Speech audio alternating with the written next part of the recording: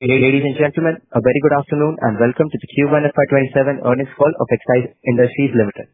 As a reminder, all participant lines will be in the listen-only mode and there will be an opportunity for you to ask questions after the presentation concludes.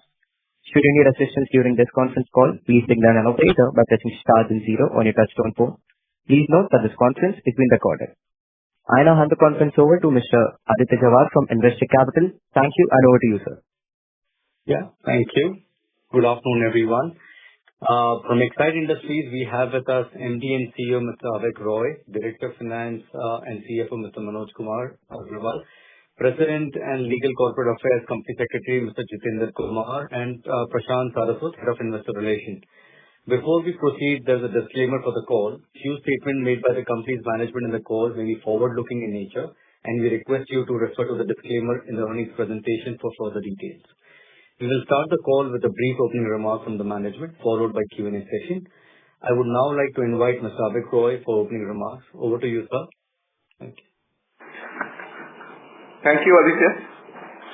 Good afternoon, ladies and gentlemen, and a warm welcome to you all to the Exide earnings call. Let me begin with the operating environment, followed by our financial and business performance, and I'll end with the progress of our advanced chemistry Gigafactory. India's demand environment remained supportive during the last quarter. The improvement in affordability and consumer sentiment following GST rationalization, which happened in second half of last year, continues to support the automotive and other consumer demand. Sentiment in both rural and urban markets remained positive, and the replacement market demand stayed robust. On the cost side, the environment remained challenging. Input costs remained elevated during the quarter, largely reflecting disruptions in West Asia and adverse currency movement. While lead LME prices in USD terms remained largely range-bound, adverse movement in the rupee against US dollars continued to put pressure on input costs. The company has taken calibrated price adjustments to partially offset the impact, while continuing to keep a close watch on the evolving commodity and currency environment.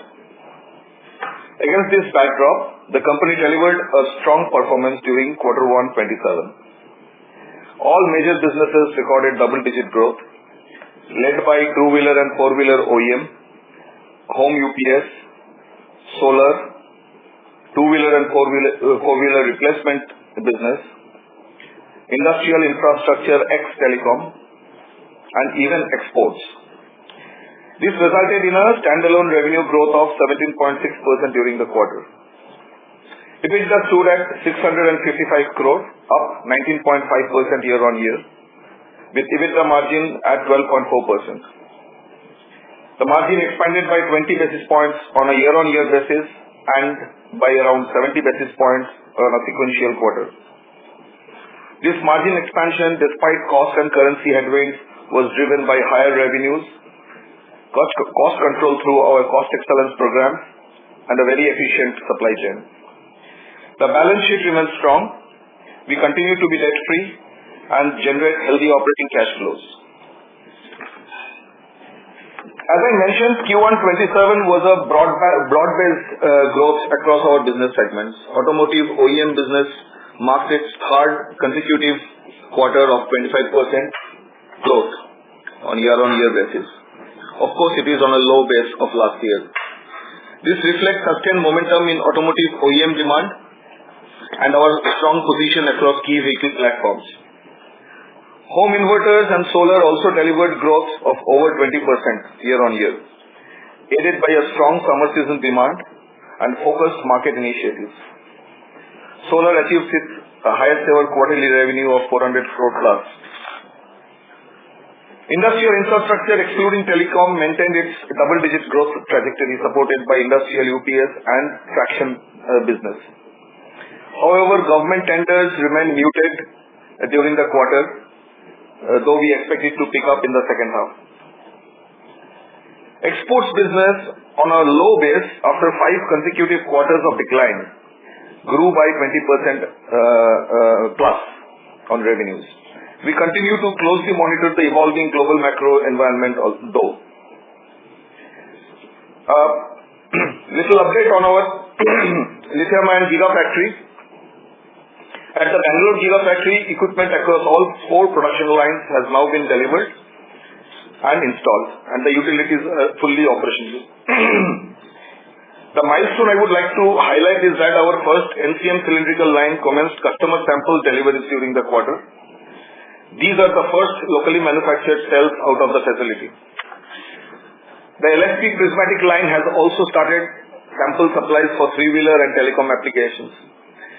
We have also meanwhile completed key certifications and testing requirements, including multiple BIS standards registrations. We expect revenue contribution from the Bangalore plant to commence during FY27 shortly. Localization runs through all of this. What we are building is a genuinely Indian advanced chemistry cell platform, multiple chemistries, multiple form factors, strategic sourcing partnerships for raw materials, automation-led manufacturing, and a global technology partnership.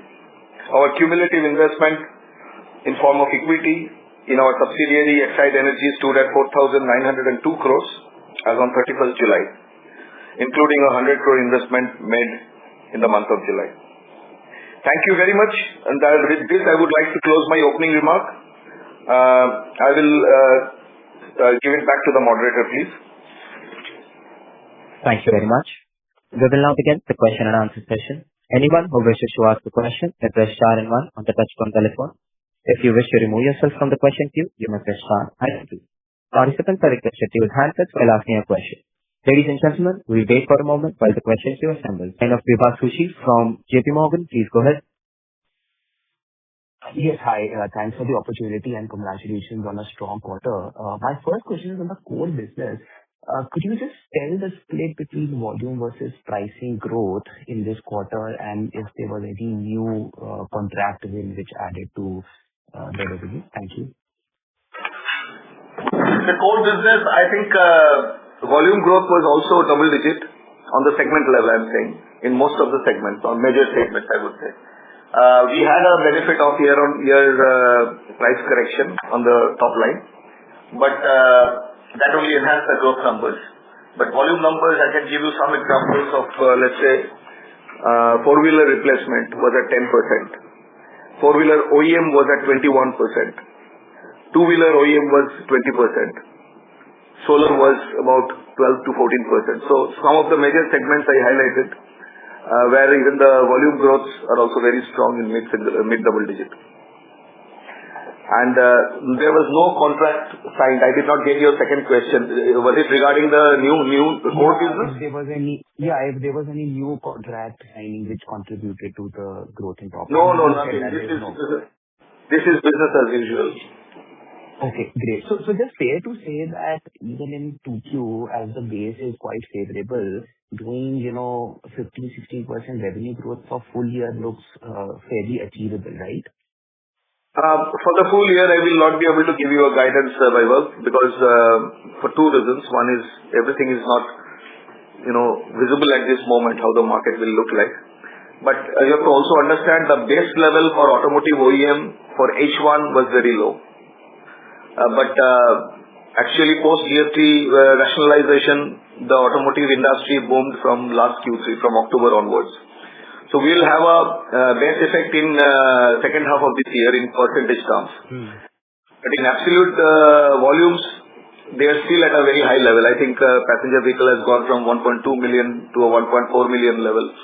So I think in absolute value terms, it's still at elevated level.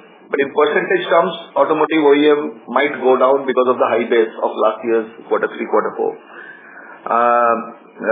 So that's the question to the full year outlook. You have to also understand that quarter 1 is generally the strongest quarter for Exide historically, because this is the inverter battery season. The peak summer, this time a peak summer helped us to ride on the demand of inverter batteries. And if you recall, we have said this in past that last year we had a early monsoon onset in the Q1, so we did not have that support from the inverter batteries last year. So that has also helped in the Q1 performance. But going forward, inverter battery is seasonal, so it will also have its cycles. But yes, to answer, last year our quarter 2 level, the base was low. So we should be getting advantage out of that in percentage terms. Got it. That's super helpful. Now, second question is on the lithium-ion business. Firstly, now that you started the sampling, can you just tell how the yields are looking like and any learnings out of commencing such a big gigafactory? Yeah, I think things are improving. It's a very complex startup business with a new startup of factory. Every process parameter has to be measured with benchmark, and we got a pretty strong learning curve and helped by our technology partner, both on the NMC side as well as on the LFP side. It's ongoing, yields are improving, but the real yield will be visible when you run the plant at three-shift operation. At sample level, it's very difficult to really test the full yield. I mean, we have other numbers, but we don't want to declare it because we know that things are improving. Unless we run it on three shift, that is, we should not be able to know what is the full-scale line yield. Yeah. Got it. And just a follow-up on this, when you say revenue will start to come in very shortly, any volume commitments that have come in from the two-wheelers, three-wheelers, and from the other applications so far? I can tell you that at least we are starting with two lines, one NMC and one LFP. I think we can fairly quickly load these two lines, provided our yields improve. Demand will not be an issue because the kind of products we are making, I said this before also, this market already exists. Two-wheeler packs are coming with imported cells. So two-wheeler market already exists and it is growing by leaps and bounds. Secondly, line 3 we will be utilizing for largely three-wheelers, telecom and other stationary storage. These markets already exist. Only thing, the imported cell will be replaced with Indian cell. So we don't see a demand side issue at all because it's just a switch over. Yeah. Thank you so much. This is really helpful. All the best. Thank you. Before we take the next question, we would like to remind participants that you may press star and 1 to ask a question. The next question is from the line of Mukesh Saraf from Avendus Spark. Please go ahead. Yes, good afternoon and thank you for the opportunity. My first question is regarding the PLI. I do understand that the government has opened up 10 gigawatt hour for reapplication for the PLI. So just understanding if Exide is pursuing this, any thoughts there? Well, we are not supposed to tell you our strategy at this moment, Mukesh, but yes, this is interesting. At least it's a good signal from the government that the government is encouraging local manufacturing, and we are serious players. Just studying all the fine prints of the conditions, and then we'll take a call. But in the first phase, as you know, we have set up this 6 gigawatt hour even without any PLI support. Right. Okay. Thank you. Okay. So, okay, understood. My second question is regarding the comments that you just made that obviously right now most of the EV auto industry are using imported cells and that market is ready for you. But how does the pricing work? I mean, despite the VAT that is now there for the Chinese imports, how will the pricing work when you supply these cells? Because obviously you're just starting off this facility, the yields will be lower, utilization rates will be lower. So I'm just trying to understand the margins that you will be able to sell at the beginning, at least in the initial phase. So Mukesh, I will maintain my earlier position on this, that this is too early for me to comment on margins. On the pricing side, I can tell you, so far the export VAT of China has been reduced from 9% to 6% by 3%. But this will go away from 1st of January. So actually this whole 9%, right now it is 6%, but it was 9% earlier. So this will go away from 1st of January. So that time we will see the impact on the imported cell landed cost, given the currency situation. So today everything is not extended. The entire rebate, VAT rebate has not been taken off. It's still there. So from 1st of January, or let's say, 1st of January 27, we will be able to see the impact on its import landed cost. Other thing which has happened meanwhile, which I'm sure you guys are tracking, is that post this crude oil crisis of Middle East, the EV production of Chinese factories have gone up crazily. Every EV production is, the factory is loaded. So also the battery manufacturers, they are fully loaded to serve the domestic demand. In this environment, of course, they will have less appetite to dump the prices or dump the volumes in export countries, since the domestic, the overcapacities that were there last year, now they are almost fully utilized because of this demand. So these two drivers will watch closely, should work in our favor, and will monitor it closely. Got it.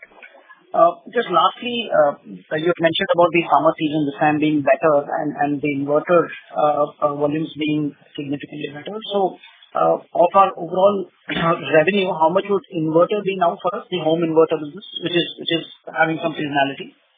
Yeah, it will anywhere range between 15 to 25% based on the season. Okay, got that. Thank you so much. I'll get back in the queue. Yeah. Thank you. The next question is from the line of Aditya Chawar from Investec Capital. Please go ahead. Yeah, thank you for the opportunity. Sir, couple of questions. Number one, sir, how are you seeing the import duty of lithium-ion cell changing?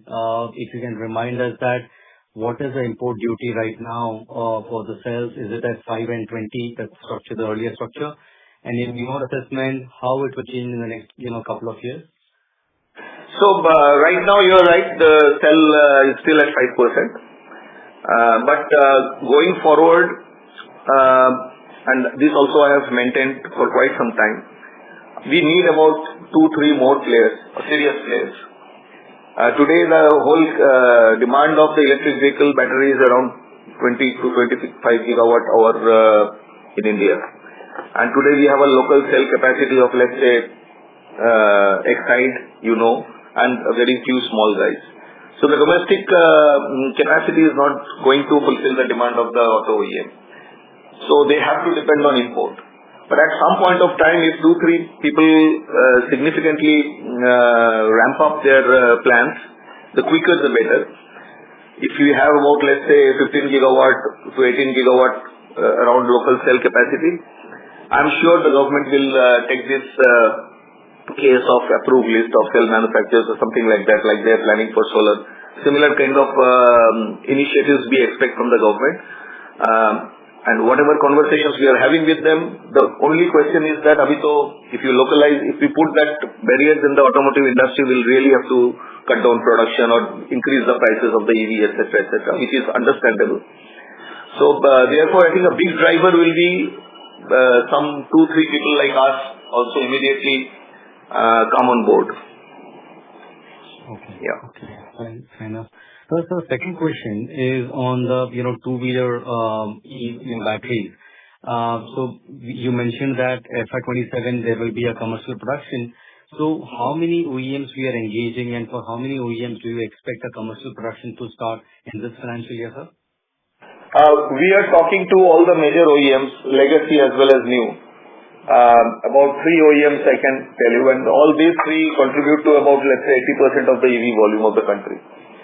So in all the 3 places we are in the homologation process, and of course we will not get 100% volume to start with. We will be another supplier possibly, but these customers fairly cover about 80 to 85% of the Indian market in terms of share of the EV market. So even if they give us a portion of their demand, I think we'll be through. Yes, that's very good to know, sir. Now, final question, sir, on the four-wheeler side. What kind of engagement you're having with customers? Are they inclined towards sourcing only the cell from you and doing assembly in-house? And also, are we, working on a hybrid battery for four-wheeler? So just a little bit of couple of minutes on our traction with the four-wheeler OEMs. So, as you know, we have 2 lines of LFP. The first one we are using now for three-wheeler and telecom and stationary. storage. The fourth line, which is under installation, under commissioning, would have four-wheeler OEM products. The products which we are manufacturing will go to four-wheeler OEM. But now that our plant is ready and it is making samples, now we see major interest from many of the four-wheeler OEMs. They are coming to our factories and have started conversation on what kind of readiness we have and what kind of cells we will be producing on the line, so that it also matches their future product platform. So far, we did not see much of the interest from the four-wheelers. So far, mostly the two-wheeler guys were coming. But now, once we are ready and they also feel that there is a need to have a backup supply, because with all these restrictions and the cost inflation of imports, they are talking to us. We are talking to at least, I cannot name, but at least 1-2 major four-wheeler OEMs of the country. For that, the first line needs to be commissioned, which will be close to, let's say, end of this year, fiscal year. And then we'll make announcements whenever it comes. Okay. Fair enough, sir. I'll fall back in queue. Thank you. Thank you. Thank you. The next question is from the line of Vijay Kumar Pandey from Axis Capital. Please go ahead. Hi, sir. Thank you for taking my questions and congratulations for a great set of numbers. So, initially, first on the core business, wanted to understand about the price hikes we have taken in Q1 and any other price hikes that we likely to take in the Q2, and how much of it is reflected in the Q1 numbers, the price hikes? So I can tell you on Q1, on year-on-year basis, the price correction would be in the range of 4% to 6% across categories. There are multiple segments, so there are multiple categories. It is not uniform across, but around 4% to 6% in various categories we took price increases. What was your second question, please? No, this was the first question. So, any further price increases we planning to take? We will take a call as it comes. At this moment, we have not made a decision for quarter 2, but we are closely monitoring. As you know, in the past also, we have not taken corrections in one shot. We have taken, as and when the input cost went up, on a dynamic basis, we took 2%, 1%, 2%. Step by step, we have taken rises. So we will probably do the same in quarter 2 also. At this moment, we are watching. Okay. Secondly, sir, in the case of the lithium-ion batteries, so we would like to get an understanding about the revenue potential considered 3 years down the line of if we are able to the lithium-ion battery cell. Which potential down the 3 years? Lithium-ion, the new battery plant. What could be the revenue potential from there? Just want to understand the potential from there 3 years down the line or 5 years down the line. So I can only say that in rupees terms, it's very difficult to say because it depends on commodity prices and etc. But 6 gigawatt is our capacity of phase 1. And very soon, and we have a provision of going to 12 gigawatt in next few years when the demand picks up. So you put a number around that gigawatt hour and that should be our revenue, depending on the commodity prices of that time. Yeah. Okay. Thank you, sir. Thank you. The next question is from the line of Shubham from Investec Capital. Please go ahead. Hey. Hi, sir. Thank you for taking my question. On the lithium-ion side, can you please help us refresh the amount of subsidies that we will be receiving over the next, few years? No, this amount is not in public domain, I'm sorry. But very soon, the rule is the moment you officially declare your start of production, we are entitled to apply for it. So we will be doing it shortly. If we make a public disclosure, probably we'll get to know. But as of now, this number is not in public domain, I'm sorry. But as I said, the milestone is that we'll have to declare start of production officially and then apply for it, submit the application. Okay. Also on the tech side, you mentioned that you're working on NMC as well as LFP. Are you also working on sodium ion? And is there a tech partnership there as well? Not at this moment. This is big enough for us. Lithium, India has to learn lithium first before going to sodium. Still in India, there is zero knowledge on lithium. So I think we have to master this first. And we are finishing our learning curve. Then we'll think of any other chemistry. Okay. That's it from my side. Thank you. Yeah. Thank you. The next question is from the line of Pramod Amte from InCred Capital. Please go ahead. Yeah, thanks for taking my question. So the first question is, some of your OEMs are announcing big capex for capacity expansion for conventional ICE vehicles. So with regard to that, how are you placed on lead acid capacity and what are your capex and capacity expansion plans? So that's a very good question and very relevant question. You're right. And this is what also is a nice problem to have. But, we all, as a part of our capital allocation strategy, every year we keep 500 crore, around 500 crore for our cold lead acid business. Sometimes for manufacturing technology, sometimes for automation, and sometimes for capacity expansion. The good part of lead acid manufacturing is that you don't have to always invest in a complete line, because every machine along the lines have different capacities. So you have to only work on the bottlenecks. So we are investing on those bottlenecks, and our utilization is very healthy on the SLI. And we are aware that not only new vehicles, but all these current automotive production, which has gone out in last 3 quarters, let's say, these are all going to result in a replacement market 2.5 to 3 years from now. So we are mindful of that it is not going only the automotive OEM volumes, but also the replacement volume will come after 2.5 to 3 months.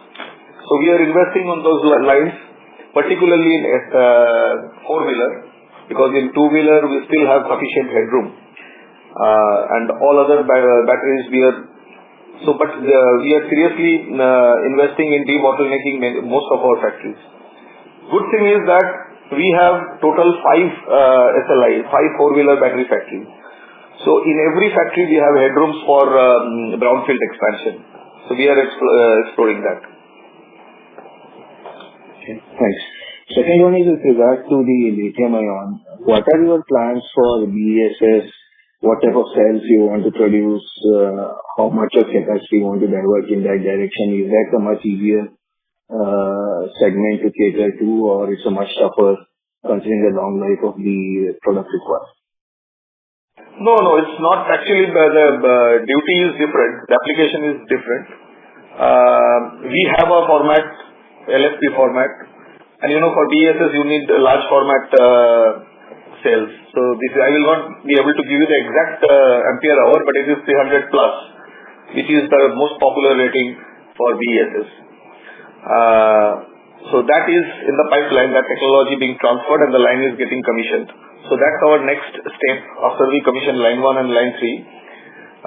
That line 4, the second LFP line will be our next target. So we have a product, under the product which we license from our partner, this is one of the products. And are the approvals much easier to come through there as compared to the conventional OEM supplies, or how do you see that segment for you to tap? I think this will have a lower, startup time, unlike the OEMs, because OEM homologation time is very long. This is a project-based, tender-based project.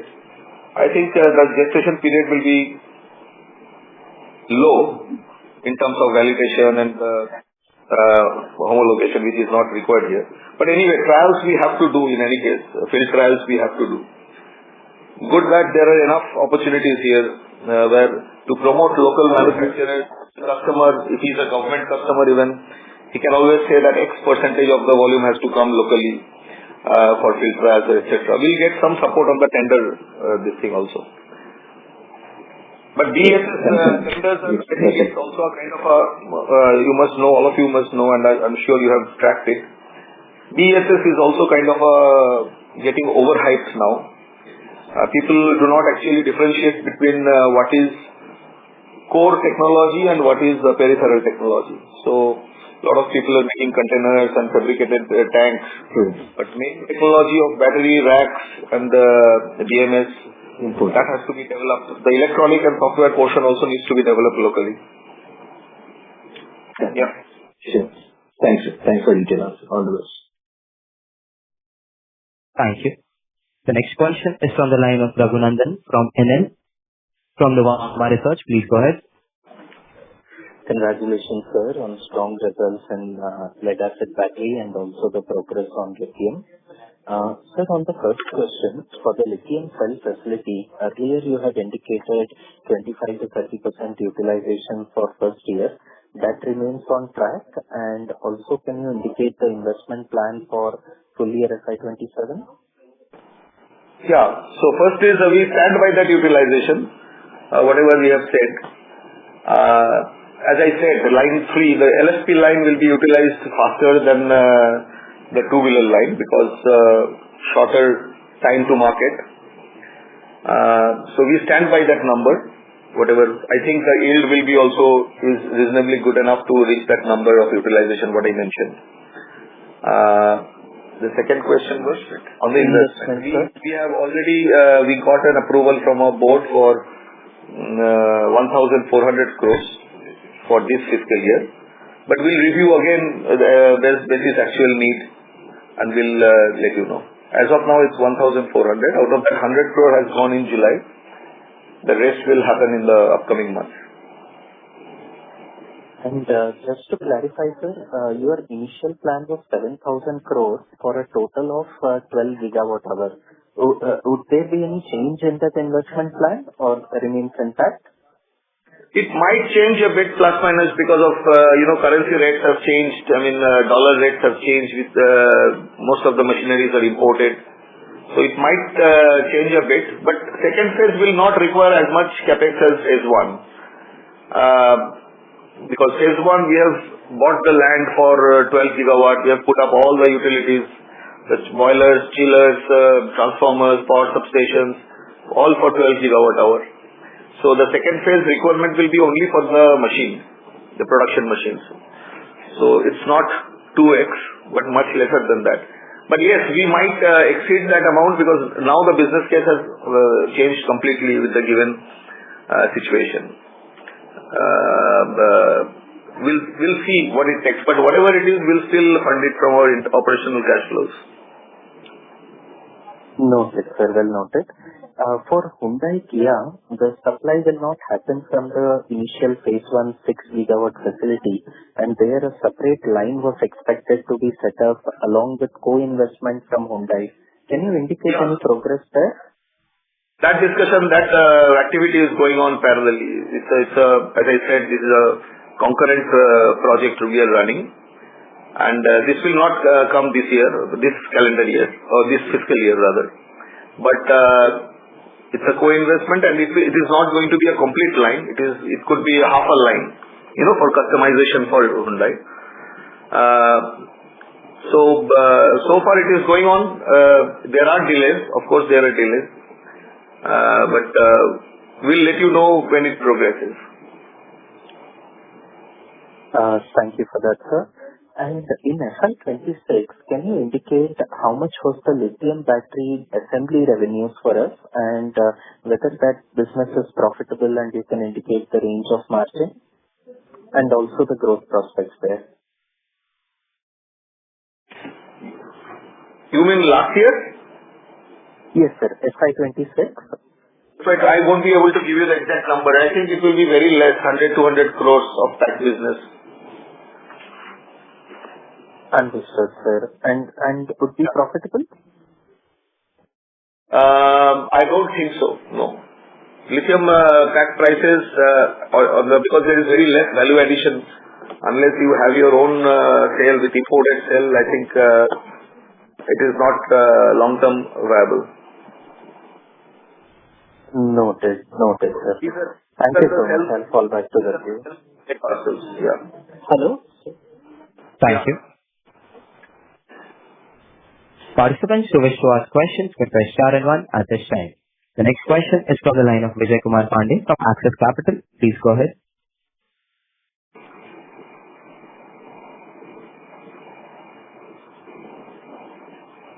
Mr. Pandey has left the queue. We will move on to the next question. The next question is from the line of Ashwath Rajan from Arihant Capital Markets Limited. Please go ahead.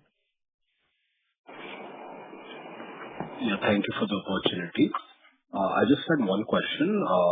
If you could shed some color on the lithium-ion plant. Do you have any approval on the four-wheeler side or on the two-wheeler side? Any specific names? No. I mean, I mentioned this, I have been saying this in the last quarter meeting also, and also in this quarter, that we have supplied samples to the OEMs. They are going through the homologation process, which is a time-consuming thing. And then they will get back to us for serial production. That's the normal process. Okay. So this is mainly for two-wheeler and three-wheeler. Four-wheeler, we have not started yet. Noted, sir. Any other further trajectory on the utilization? As you mentioned, it will be 25% for the first quarter. What would it be further? Yeah, two-wheeler, three-wheeler, telecom and other stationary storages. We are making 2 lines completely operational out of 4 lines. So even with partial utilization of these 2 lines, we should be able to reach 25 to 30% of total factory utilization. Depends on the yield, what we reach and how quickly we reach. 25 to 30 also This year, mostly the revenues will come from these products, as I mentioned. Two-wheeler, three-wheeler, telecom, stationary. And then going forward, once our other lines are also commissioned, we will go for battery energy storage and four-wheelers. Okay, so blended utilization for 27 would be how much? Very difficult to predict, because whether we'll start on 1st of April or 1st of June, that will make a difference. When customers will give approval, all these BESS projects have contractual delivery date. So this will all lead to so I will not venture into a revenue forecast for next year. Got it. Thank you. But as I said, you must appreciate that if we are at 25 to 30% in this year, so next year obviously we'll try to take it much higher. Got it. One thing I can tell you, I think on additional information I can give you, that this three-wheeler market, what I mentioned, almost 70% of this market or 75% of this demand is aftermarket, which means retrofitment of lead-acid e-rickshaw with lithium-ion e-rickshaw. And about 25% will be new vehicles of OEMs. This market already exists because this is where Exide already supplies lead-acid battery. And we have our dealer network and the entire channel network for this build. So we are only now shifting from lead-acid to lithium. So this market is much faster. This market has a replacement market. So this is an added advantage we have over many new players, because they don't have the network or the channel distribution network to reach out to the aftermarket in e-rickshaw. Thanks. Thank you. Thank you. The next question is from the line of Vijay Pandey from Axis Capital. Please go ahead.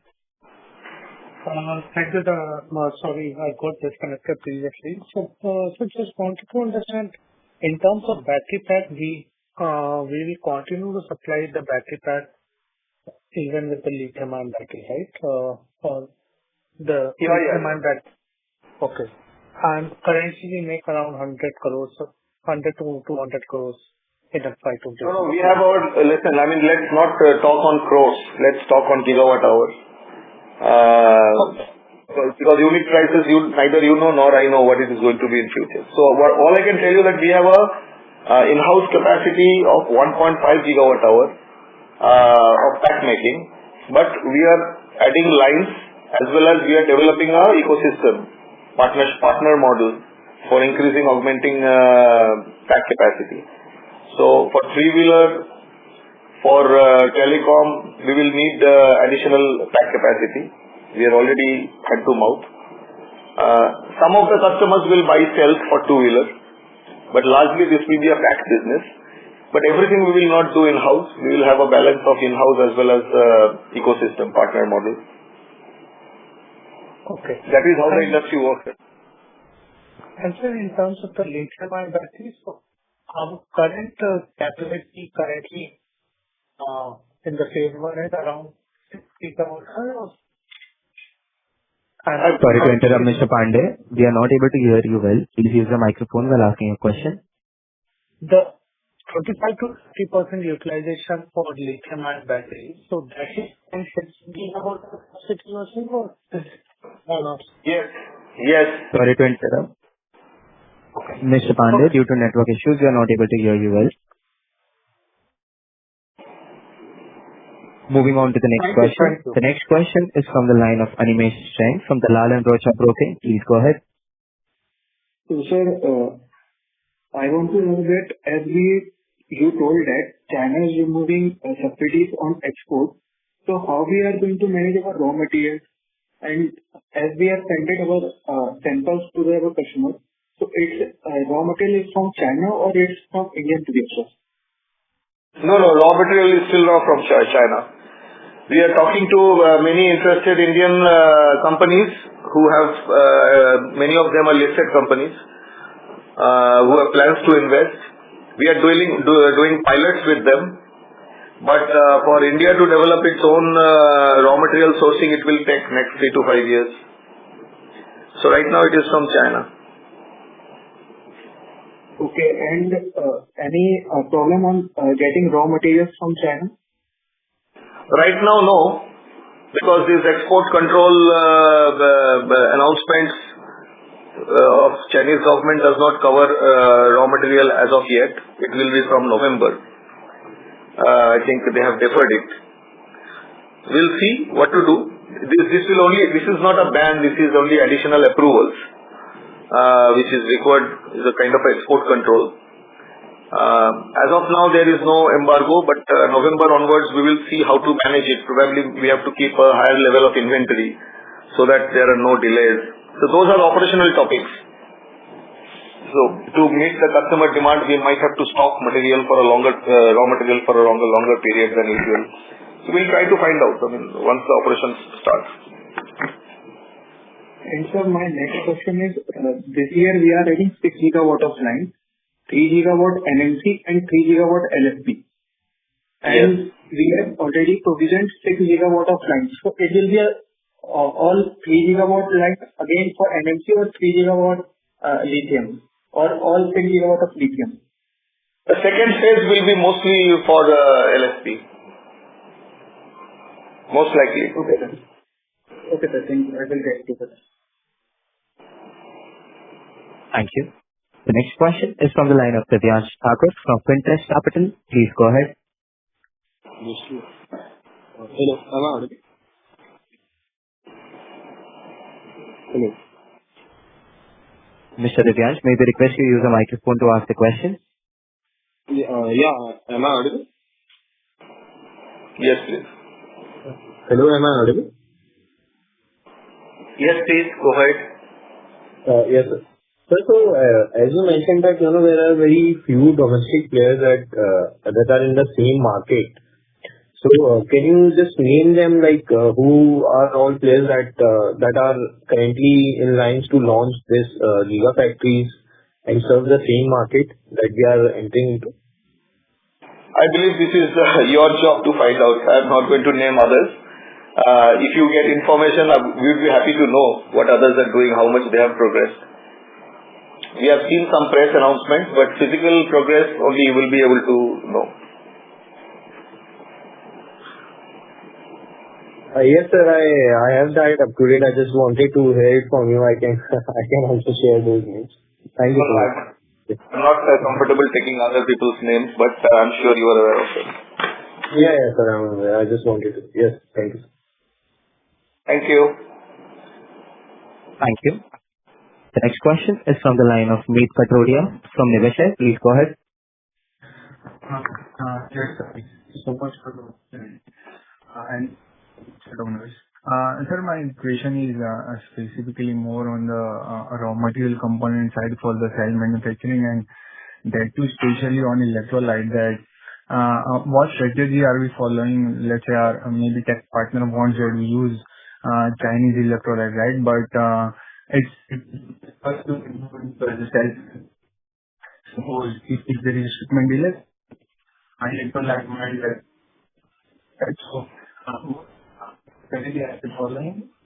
I don't think I've heard your question. Was it electrode or electrolyte? Yes. I think you have a serious disturbance in your line.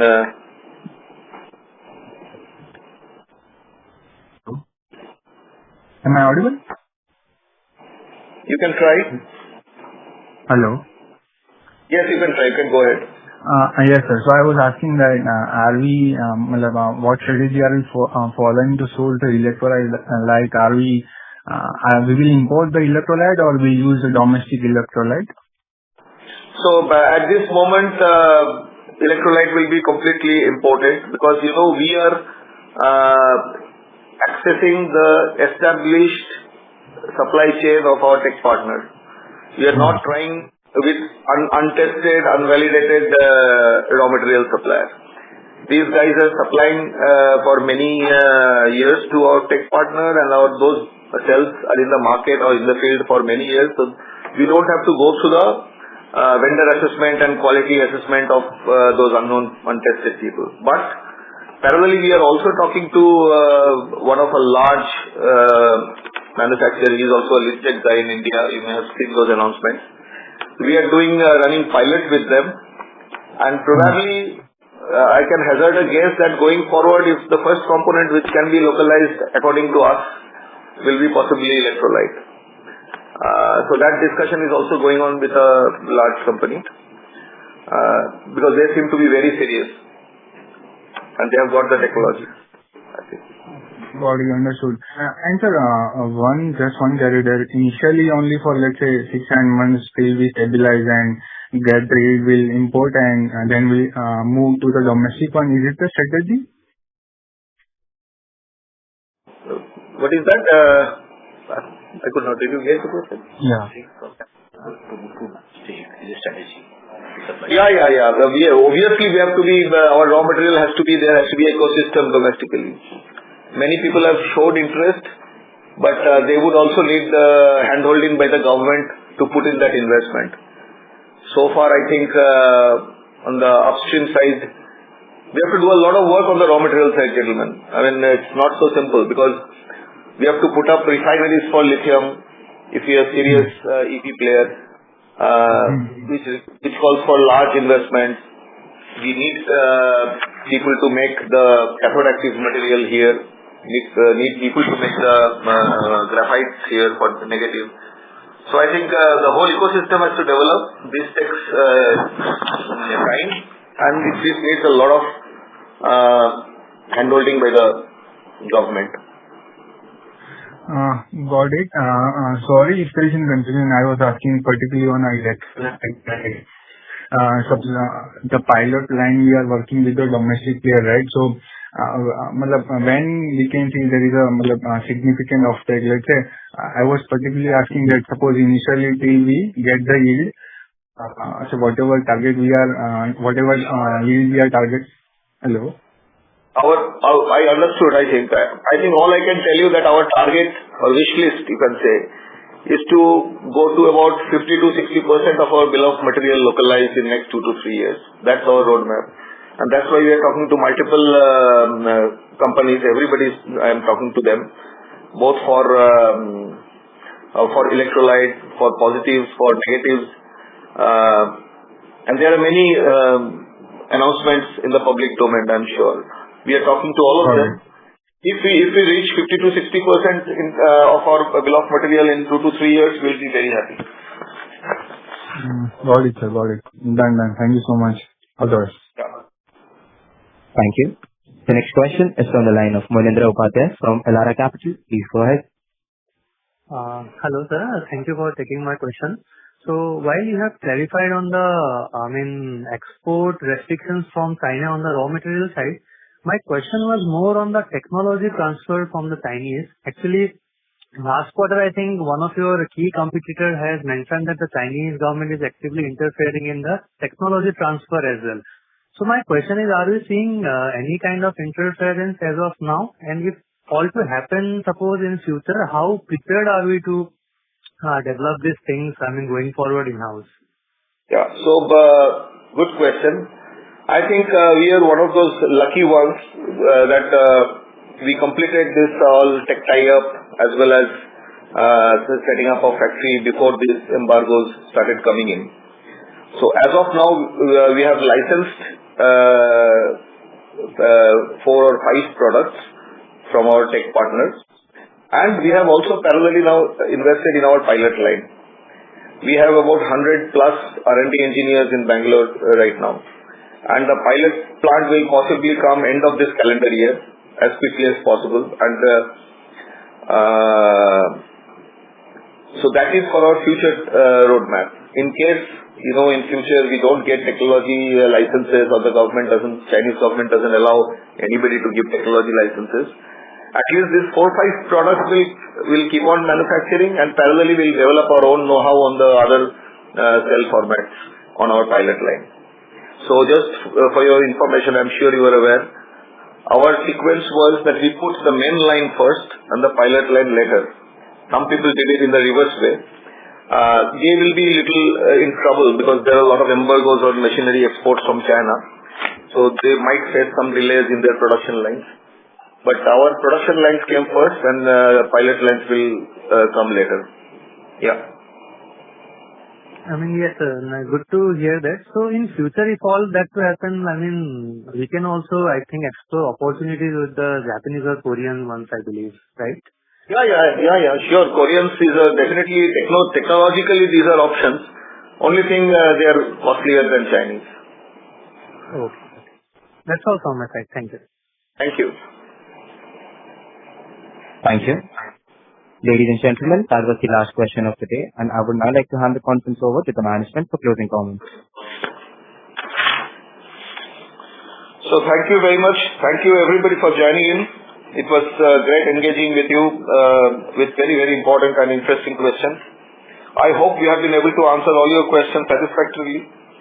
If you have any further questions, or if you like to know more about us, about our company activity, we would be very happy to be of assistance. Please get in touch with our investor relations department. Thank you, and over to the moderator. Thank you.